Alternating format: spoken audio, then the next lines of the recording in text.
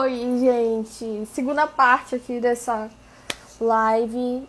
Esperamos que dessa vez não caia. Simplesmente o Instagram deu uma desestabilizada, mas vamos continuar aqui com a nossa live de Novas Voragens do Pecado, que a gente está falando sobre o poder do pensamento, gente. O pensamento com os espíritos evoluídos e etc, etc. Então o negócio tá aqui intenso. E vamos aqui voltar com o Vini.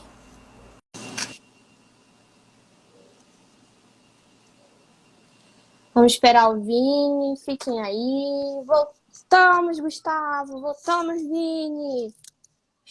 Voltamos. O Instagram quis me cancelar. Comecei a falar e ele me cancelou. Que foi isso? Aquela preocupação de, meu Deus, e tudo que a gente falou. Mas vamos conseguir recuperar. E aí, então, a gente estava no trecho. É próprio da natureza da alma que atingiu a glorificação da unidade com o Criador dilatar-se em abnegação por outrem, ou seja, pelas humanidades. Então aqui a gente vai ver que, assim, quanto mais se evolui, a gente vai tendo esse maior compreendimento da questão da sociedade, dos irmãos, e que a gente precisa realmente ajudar. Então, para esses espíritos evoluídos, é super assim natural, é uma coisa que faz parte deles, essa parte da abnegação. É, é, é da natureza, assim, é intrínseco ao espírito de chegar e falar, não, eu vou trabalhar para o outro, eu vou estar servindo ao outro. E assim foi que nem com Jesus. E aí depois ele fala, as almas normais, como as medíocres em marcha evolutiva, possuem da mesma forma faculdades que lhes fornecem poderes, sempre relativos, no entanto, ao grau de evolução que atingiram. Assim também as inferiores e criminosas, que dos poderes mentais se utilizam para a própria consciência nublarem com os efeitos da delinquência, com os feitos da delinquência. Então aqui a gente vai ver que não é o poder, essas questões psíquicas que fazem toda uma questão de ilusão, porque a gente vai vendo, por exemplo, Luiz de Narbonne, ele vai, aí ele pensa, eu quero tomar um banho, aí quando vê ele já se sente limpo e não sei o quê, eu quero ir para tal lugar, e ele vai e se locomove, e a gente sabe, o Luiz não é um espírito evoluído, aquele elevado, tá lá quase chegando perto de Jesus, super missionário, não. O Luiz, ele fez diversas coisas, assim, equivocadas. Então, mas mesmo assim ele desencarnado, ele tem esse poder psíquico de se transformar. E assim também os espíritos inferiores, eles vão ter.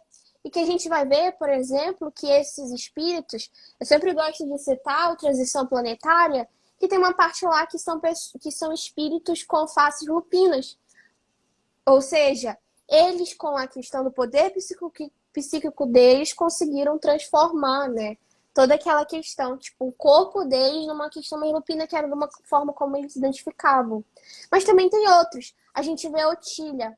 A Otília, ela vai meio que incentivando, mas também vai meio que colocando toda uma questão para, digamos que, manipular, para influenciar os encarnados que ela quer tanto prejudicar. Então a gente. E tem outros que vão, aí tem a questão do vampirismo, tem aquela questão de colocar toda uma questão meio que de miragem e tudo mais, dessas partes manipulativas, e que eles fazem isso. Então, Então, lembrando, essas faculdades mentais que se tem, todo esse domínio, não é de exclusividade de espíritos evoluídos. Mas os espíritos evoluídos têm muito mais domínio, têm muito mais abrangência no que se pode, né, ser trabalhado. A gente fala, Jesus, olha o que Jesus conseguiu fazer. Jesus andou sobre a água, Jesus transformou a água em vinho, tal. E aí, enquanto outros não, vão fazer pequenas coisas, mas pequenas coisas que vão alimentar não para benefício de um conjunto, mas sim para si próprio para seus vícios, suas vicissitudes. E aí é que fala: é certo, portanto, que todos os homens ou todas as almas possuem, em estado latente e relativo, os esplendores que, em grau supremo, a divindade criadora possui, cumprindo a elas, por isso mesmo, se esforçarem pelo progresso próprio, evoluírem, tocarem-se de glórias até refletirem em si mesmas a semelhança do ser todo-poderoso que lhes forneceu a vida. Então aqui a gente lembra muito daquela parte do Vós sois deuses. Nós temos esse potencial de sermos esses pequenos deuses. E lógico, a gente não vai chegar no nível de Deus. Não vamos chegar no nível de Deus, que é o Criador. E ele é onipotente. Mas a gente pode ser dessa questão, né, de menores e que sermos a imagem e semelhança de Deus, mas nesse sentido de sermos criadores e de amarmos os nossos próximos.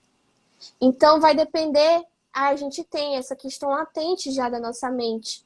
E que, de acordo com o nosso merecimento próprio, com o nosso próprio trabalho, nossa escala evolutiva, a gente vai expandindo cada vez mais esse domínio mental.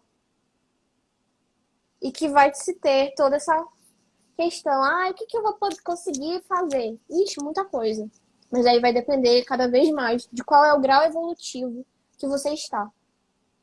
E aí o Espírito Charles ainda fala: por isso, as incessantes advertências dos mestres espirituais no sentido de as criaturas procurarem conhecer a si mesmas, o valor que encerram as energias e virtudes latentes de que são por natureza dotadas, a glória que carregam em si, reeducando-se sob os raios do sol, da verdade e do amor, a fim de mais facilmente atingirem a finalidade, no estado celeste que não está aqui nem além, mas na intensidade das faculdades vibratórias de cada ser, de cada universo pessoal, pois será bom recordar que o espírito é um pequeno, porém sublime universo.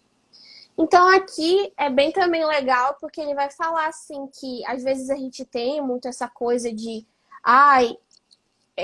de se falar assim, na transição planetária eu vou evoluir, e aí quando eu chegar naquele planeta vai acontecer tal coisa. E aí às vezes a gente acha assim, eu vou comprar uma passagem, um ticket de avião para um planeta celestial, e aí eu vou virar um ser celestial só convivendo com esses espíritos. E não é assim. Na verdade, muito depende daqui da gente. E aí, por isso que é importante a gente escutar os conselhos, as advertências desses mentores espirituais, porque eles vão estar nos ajudando a compreenderem como nos reeducar emocionalmente, sentimentalmente, moralmente, intelectualmente, como a gente vai se reeducar para ir seguir de acordo com as leis divinas.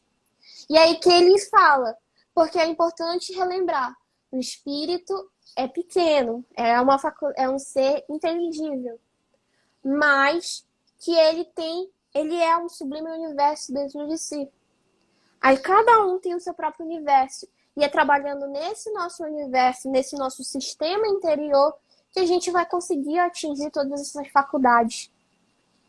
E aí, lógico, aspirando os bons conselhos dos nossos irmãos benfeitores. E aí depois ele fala, sim, gente, é um negócio grande, por isso que a gente colocou assim, no nosso slide tá, pausa grande para a explicação, porque o negócio é intenso. E aí fala assim, no caso de reeducação de entidades endurecidas no mal, no ostracismo ou na ignorância, é usual nos métodos educativos do mundo invisível levar o paciente a rever o próprio passado e recordações, retrospectos mentais ou regressão da memória, impostos por processos magnéticos. Então aqui eles vão falar que, de vez em quando, e a gente vai ver, por exemplo, em outro livro da Ivone, que é o Memória de um Suicida, a gente vai ver um dos tratamentos que é justamente essas questões magnéticas que fazem eles reviverem parte da vida deles e o que eles fizeram. para que se tenha uma questão mais real, e que eles possam perceber e vivenciar que não foi isso aqui que eu poderia ter melhorado, isso daqui eu poderia ter corrigido. E eles vão fazer isso para se tornar um processo educativo. Sabe quando a gente faz um simulado? A gente está estudando, aí a gente faz o simulado para fazer a prova. A nossa prova é a nossa reencarnação. Então a gente está fazendo um simulado de provas anteriores. A gente faz de vez em quando um simulado de provas anteriores, para entender mais ou menos como é o processo. Pois é, o que é essa questão de pegar a questão magnética é justamente esse simulado. A gente está vendo nossas provas anteriores e onde foi que a gente se equivocou. E vai começar a pegar conscientemente de, olha, isso aqui não tá legal, isso aqui não tá legal, isso daqui eu posso ajustar dessa maneira. E a gente vai fazendo toda essa correção.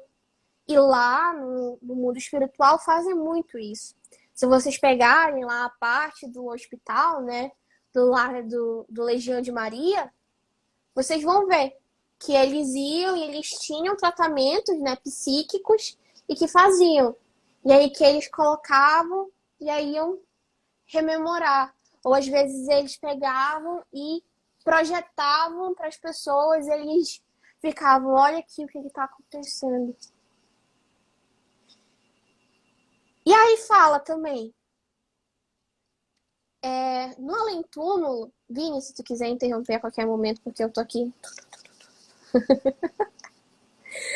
E aí fala também, no além-túmulo, frequentemente os servos do bem esbarram com entidades desencarnadas atidas às lembranças e saudades da sua vida passada terrestre, por vezes no próprio local em que transcorreram seus dias, e se desenrolaram os acontecimentos mais gratos, ou presos a ambientação por elas mesmas formadas, a força de recordar e pensar, idênticas que preferiram quando encarnadas, fruindo as mesmas delícias já fruídas, prisioneiras de uma rotina que não podendo ser alterada, porquanto são os reflexos de uma realidade fotografada nas faculdades apropriadas da alma. Então aqui a gente vê duas coisas. Aquele que a gente resgata um pouco da nossa vida da passada, os benfeitores resgatam, mas como maneira terapêutica para fazer uma reeducação moral, principalmente em espíritos endurecidos no mal ou espíritos suicidas. Mas também tem essa que são os próprios espíritos, eles meio que eles projetam isso para eles em locais em que eles sentem saudade, em que eles se ficaram presos ao passado. Porque aprender com o passado é fundamental, mas ficar preso a ele é adoecedor. E aí, muitos dos servos do bem vão procurar esses que estão. Muitas vezes, como a gente já falou, ficam numa casa anterior, onde morava, ou num local, e aí eles criam toda uma região em que que se parece com aquilo que eles vivenciavam. Porque eles estão desnorteados. Quando a gente está desnorteado, a gente quer procurar algum ponto de referência, alguma coisa em comum. E aí fica naquilo. Só que eles, por também não terem muito da consciência, dependendo do grau moral deles, eles ficam o tempo todo nisso. E é aquela coisa, reflexo de uma realidade fotografada nas faculdades apropriadas da alma. Ou seja, é como se fosse, sabe, um filme? A alma deles fotografou e eles estão o tempo todo rebominando naquele filme.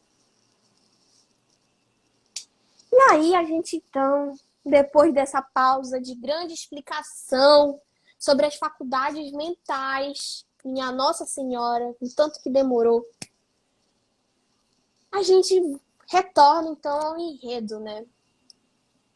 Em que o Luiz então vai procurar a Ruth no Palácio Raymond, que era o palácio onde, né, ele encontrou a falsa Otília pela primeira vez, em que ela jogou uma rosa pra ele, e ele ficou apaixonado, encantado, e ó, te amo, tio. E aí, a partir daquele momento, meio que se torna um gatilho para ele ter visões, memórias da garota. E aí ele começa meio que se perder naquele passado.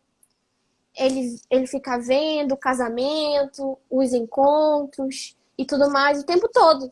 E ele não consegue, tipo, mais diferenciar. Tá ali aquele local meio vazio, mas ele tá vendo coisas meio que se fossem reais. E aí ele visita cada cômodo, mas ele não tá encontrando ela. E ele continua tendo as visões. Só que, como ele não tem ainda uma capacidade mental tão aprimorada, tão desenvolvida, psíquica, ele só tem os lapsos rápidos. Ele vai, ele enxerga ela e como se ela fosse real, mas aí depois ela desaparece, ele continua procurando e em cada cômodo e aquela questão, aquela agonia. E aí ele vai tentar forçar a visão dela, porque ele quer de novo vê-la, tê-la, tocá-la, tê-la por perto. E aí, tentando prolongar suas visões, ele acaba relembrando as partes ruins. A traição, a armadilha, a prisão. E ele acaba, então, colocando todo naquele lapso, sabe? Ele quer as partes boas, a parte em que ele se apaixonou por ela e tudo mais, mas ele acaba, então, caindo naquela questão que foi meio que a parte real de tudo, né? Que foi ela ter tramado toda uma traição, tê-lo feito ser aprisionado e tudo mais. E aí ele escuta soluços, começa então a escutar alguns soluços doloridos e ele percebe que a sua amada Otília e que com esses soluços também vem umas vozes conselheiras, umas outras vozes conselheiras tentando consolá-la. E aí, mas mesmo assim, quando ela tá chorando e tudo mais, mas de vez em quando aí ela vem com uma voz de raiva e blasfemando, querendo vingança a Luiz, porque ele é um odioso e não sei o que, coisa que ele nunca tinha visto ela fazer na vida. E aí ele começa a procurar do outro lado de onde está Ruth. O que isso quer dizer? Veio um negócio que era lá na nota do editor, que é sobre psicometria de ambiente. O Narbonne, ele meio que ele consegue ver um outro lado da vida. Ele tira a cortina. Ele consegue meio que se conectar com ela e projetar aquele ambiente onde ela está. Ele consegue, então, enxergar mais ou menos onde está e tudo mais. Ele consegue se conectar com ela e projetar aquilo. Toda a questão do ambiente dele. Tu viste melhor como é a psicometria de ambiente, Vini? Ih, somos vergonha. Sim, continua. Sim, continua. Eu queria falar, tu fez a pergunta, né? Aí eu ia falar que eu não consegui fazer a pesquisa, mas, gente, eu vou fazer a pesquisa hoje e hoje eu coloco no grupo do Telegram, que a gente fale rapidamente lá o que seria essa psicometria do ambiente que fala o Chaves. Pois é. E aí o Nabone, então, ele consegue enxergar a Ruth encarnada. E aí ele tá, então, ela tá num ambiente super luxuoso, com os negócios, assim, umas tapeçarias, uns negócios trançados e tudo mais, mas ela tá numa poltrona chorando desesperadamente.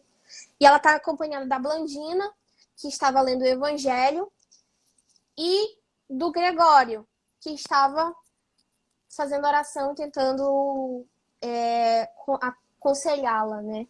E a Camila falou, ele fica vendo as lembranças do ambiente, é como se os acontecimentos ficassem presos ali, pelo que entendi. Mas não é no Palácio Ramon. É lá no local. Porque ele tá, a princípio, o Luiz, ele tá no Palácio Ramon. Espero que seja assim. Daqui a pouco o Gustavo vem me corrigir. mas estou tentando aqui. E aí, ele, ele tá lá. Essa cena que tá acontecendo é lá no Palácio do Príncipe Frederico. Então, eu acho que é tipo assim, é meio que a conexão mental que aí ele consegue meio que separar nesses ambientes e fazer meio que uma projeção desse ambiente em si.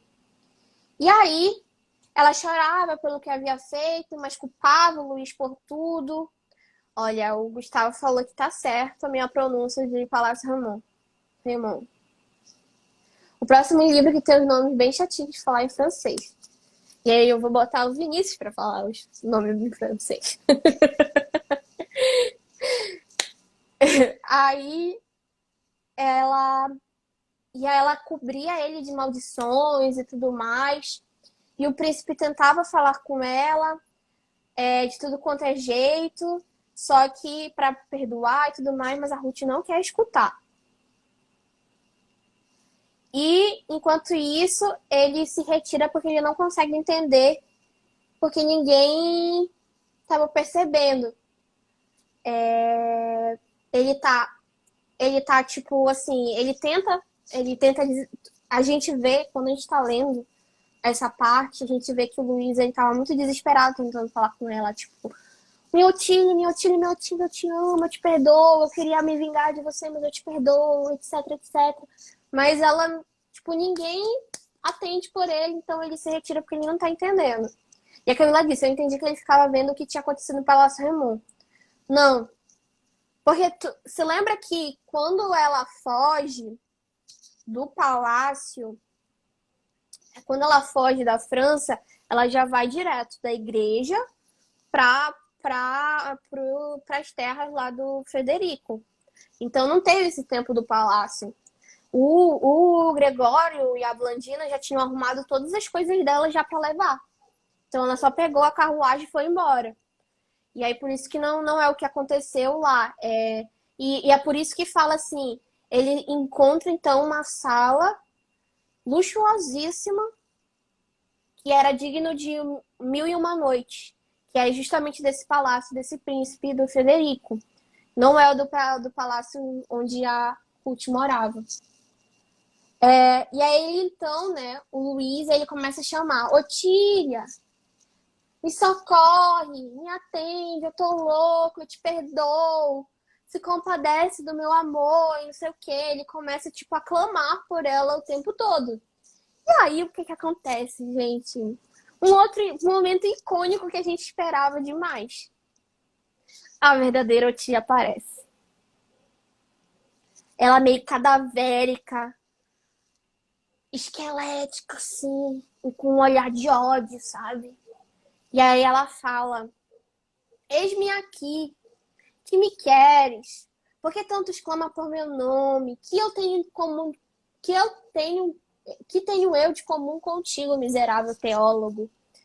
E aí ele se assusta porque ela é pálida, magérrima, tipo, a gente lembra, né, Otília, além de agora ela ser uma obsessora, ela já era uma pessoa adoecida e de vestes pretas com um olhar que emanava ódio. E aí ele pergunta, quem és tu? E ela ri e debocha. Ora, tu tem me amado tanto, fica me pronunciando meu nome o tempo todo, diz que me ama, e agora que ela atende ao chamado dele, ele quer deixá-la?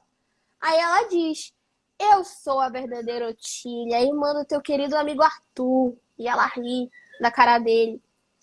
E aí, ela vai comentando tudo que ela fez. Tu assassinaste meu noivo, e aí eu morri de desgosto, tu tiraste toda a minha. Tu me fizeste perder a crença em Deus, tu tiraste toda a minha alegria. E aí, quando foi na hora de eu desencarnar, eu fiz a Ruth prometer fazer um pacto sobre a Bíblia para se vingar de ti. E aí eu planejei tal coisa, tudo que aconteceu, né, no livro. E aí o Luiz meio que fica chocado. E ela fala assim, e agora você nunca vai ter a Ruth, porque ela tá casada e com um príncipe. E aí o Luiz não acredita na Otília que a Ruth tá casada, que ela fez tudo aquilo, porque a Ruth é uma boa pessoa. Ela é um anjo, a Ruth. E aí eu fiquei assim, sério? Ela te aprisionou, tu viu a carta dela e tu não acredita no que aconteceu? E aí então ele fica desnorteado e aí ele foge. E aqui a gente acaba esse capítulo 3 que é enorme, enorme. E olha, a Camila disse que vai ter que ler essa parte de novo, porque ela tá meio assim, perdida, assim, ela, do negócio lá da imagem de onde que estava acontecendo aquela cena. O que que tu achas assim desse capítulo? Eu achei esse capítulo bem interessante. Eu acho assim que para quem gosta de trabalhar e estudar mais de maneira científica mesmo a questão do espiritismo, essa parte, esse capítulo é essencial. Eu acho que assim, se fosse para falar sobre potencialidade da mente e tudo mais, tirar um trecho desse para se aplicar, para se fazer uma referência, é maravilhoso, assim. Eu acho que ele é essencial e de se falar também um pouco de se explicar, né, como é que foi que aconteceu. Porque às vezes a gente acha que a gente está aqui, está lendo e vai pegar só dos exemplos e tudo mais. O Charles chegou, o Espírito Charles falou assim, não, queridos, vocês também vão estudar aqui, vocês vão entender melhor como é que funciona o processo da mente, a questão psíquica, de criação. Vocês vão entender os graus. Eu salvei um monte de frases. Por essa semana deve ficar saindo. Um monte de frases das voragens, porque assim foi muito, muito bom mesmo, assim, como foi tudo construído. E esse encontro, né, da Otília com o Narbonne, de mostrar realmente a Otília conseguir mostrar a raiva dela e o Narbonne ainda tá meio que desnorteado com tudo que tem acontecido. Eu tô curiosa, eu quero saber onde Ruth está, o que está acontecendo com Ruth. E aí, Vini, o que é que tu diz desse capítulo? O que é que tu queres saber do futuro? Com certeza, já deu, desde do último capítulo, do capítulo 12, a gente já estava se perguntando, né? Onde é que está a Ruth, o que foi que aconteceu com ela, se ela já sabe que o Luiz já desencarnou, porque no capítulo 2 ela ali bem pro final do capítulo 2 ela estava preocupada já com ele. De que, caramba, o que foi que eu fiz? Eu comecei a amar ao gosto da minha família. E ela estava com essa preocupação. Então, assim, eu também tô curioso para saber como é que se anda, né, a vida da, da Ruth. E com certeza esse capítulo o Charles foi muito feliz quando traz para a gente todos esses ensinamentos, como tu falou, não só exemplificando, trazendo, mostrando dentro da história do Luiz com a Ruth, da Otília, essa questão toda do pensamento e como é que funciona mais ou menos a questão do pós-morte, como ele veio trazendo também isso, essa essa inconsciência, enfim, de como que o espírito ele fica. Claro que a gente sabe que não, isso daqui não é uma unanimidade, porque cada um tem sua individualidade, gente. Então, mas assim, ele vem colocando mais uma vez de que relembrar de que a vida ela continua, de que ela continua e os mesmos, vamos dizer assim, as mesmas dores de cabeça em que o Luiz ele tinha, tem no plano físico, ele continua. As mesmas sensações, os mesmos sentimentos. É, é aquele amor incondicional pela Ruth, mas também aquele ódio, que ele precisa ter o ódio dela, porque é ela que acabou com ele. E, enfim, gente, é aquele sentimento todo aquela sensação, na verdade, dele estar no palácio, aquela sensação dele estar maltrapilho, dele estar sujo, depois ele aparece limpo. Enfim, então o Charles ele vem trazendo para a gente essas explicações do depois do desencarne, porque essa é, vamos colocar assim, A maioria das pessoas é algo que se perguntam, é algo que se indagam, né? Meu Deus, o que é? Depois que desencarna e tem esse medo do desencarne também. Então isso vem com que esclarecendo, esclarecendo para gente muitos pontos, não só da ciência, né, como pensamento, mas também dessa questão do pós-morte, em que eu achei muito interessante. E com certeza, Jade, vai ser usado esse capítulo para muitas referências, para muitas fundamentações nas nossas falas, porque realmente é um livro muito rico. E que se a gente conecta, linka com o livro dos espíritos, o livro dos médiuns, a Gênesis, assim, dá um material muito bacana para ser postado, né, no, no Instagram. Então, gente, assim, gostamos muito de fazer. Quando a gente conversou eu e a Jade sobre o capítulo 3 a gente percebeu, falou, meu Deus, é muita coisa. A gente precisa conversar sobre isso, é muito importante. Porque, claro, a gente contar a história aqui, brincar, passar pano, que a Camila adora passar pano, né? Enfim, brincadeiras à parte. As nossas aqui, olha, já até trouxe o paninho dela. Então, a gente vem e fala dessa maneira assim, bem informal sobre a história, mas esse capítulo, com certeza, vou até reler, vou também compartilhar com o pensamento da Camila, eu vou reler para que eu possa entender certinho, para que a gente possa, né, Jade, pesquisar mais um pouco sobre essa questão da psicometria. Eu estava olhando aqui, enquanto tu estavas falando, eu estava olhando aqui, pesquisando sobre isso, para que a gente possa aprender algo novo. Confesso que é algo novo para mim. Então, vamos nos aprofundar nesse estudo da doutrina espírita. Pelo menos eu gosto muito, eu acredito que a Jade também, e vocês que nos escutam também. Então, gente, fica aqui a nossa contribuição de hoje, o nosso agradecimento, né? Lá da página Sou Jovem Espírita Amapá. Vou tentar colocar no nosso grupo do Telegram aqui as minhas pesquisas sobre a psicometria, para que a gente vá entendendo. E se Camila, Jade, enfim, Gustavo, que acompanha, pode ir lá conversando com a gente, para que a gente possa entender, todo mundo junto, essa parte. E é isso, Jade. Muito obrigado. Boa noite. Obrigada, Vini, toda vez participação. A gente fica assim, lá. E, meu Deus, como é que a gente vai fazer isso daqui? Sempre conversando, discutindo como é que a gente pode trazer aqui para vocês. Que é justamente essa a proposta do clube, gente. Conversar sobre o livro e fazer entender e acrescentar e pegar também. E a gente já faz, a gente já se torna uma família. É isso, assim. Para mim, se unir através da literatura é uma das coisas mais lindas que a gente pode fazer. E então a gente se encontra daqui a 12 dias, no dia 25/9, para falar dos capítulos 4 e 5 da terceira parte. No nosso cronograma, tava para a gente iniciar a quarta parte, mas como a gente decidiu fazer esse leve ajuste, então vai ser o 4 e 5 da terceira parte. A gente já tá chegando no final, gente. Faltam mais 4 lives pra gente acabar esta fase deste Clube do Livro. Vocês têm ideia do que é isso? 4 lives. A gente tá curtinho pra já daqui a pouco está dando tchau, tá falando assim até ano que vem e já se preparando para o próximo livro. Mas essa jornada aqui que a gente começou o quê? Em junho, né?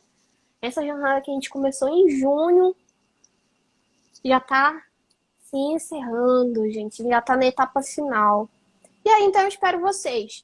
Falando dos anúncios aqui, se vocês quiserem participar do clube do grupo do Telegram, do Clube do Livro, o link está na descrição.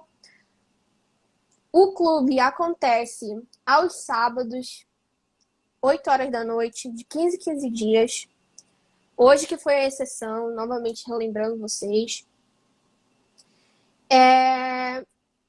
Na segunda-feira, às 19 horas, geralmente acontece o Destrinchando Fonte Viva, que é uma live de leitura, uma live mais suave, que a gente faz justamente para refletir sobre o nosso dia a dia, pegar os conselhos do Senhor Emmanuel, porque são conselhos importantes. Na quarta-feira, a gente então pega os conselhos da senhora Joana de Ângeles, com os Minutos com Joana, que a gente vai também, faz leitura, reflexão, quarta-feira, 19 horas. Fiquem aí à vontade. Na quinta-feira, tem estudo do Livro dos Espíritos. É uma live fechada, um estudo fechado que acontece no Meet.